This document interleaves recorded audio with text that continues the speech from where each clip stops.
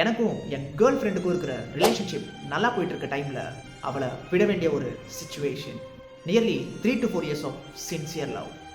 But I left her. Really I don't know what to do. ரொம்பவே கஷ்டமாக இருந்துச்சு. நானும் எவ்வளவோ ட்ரை பண்ணேன். But I can't able to forget her. என்னோடய ஃப்ரெண்ட்ஸும் கேட்க ஸ்டார்ட் பண்ணாங்க. நல்லா தானே போயிட்டு இருந்துச்சு, வாட் ஹேப்பன்னு. இப்படியே இருந்தால் நத்திங் சேஞ்சஸ்ன்னு I started focusing on my career. But இருந்தாலும் சம்வேர் சம்வாட் மிஸ்ஸிங் என்ற ஃபீல் டெய்லியும் எனக்குள்ளே இருந்துச்சு. பிகாஸ் ரொம்ப சின்சியராகவும் ட்ரூவாகவும் லவ் பண்ணதுனால. But here the miracle starts happening in my life. After years of patience, I got a call from her. And this time, I firmly decided that என்ன நடந்தாலும் I am not going to leave you. No one will break our relationship.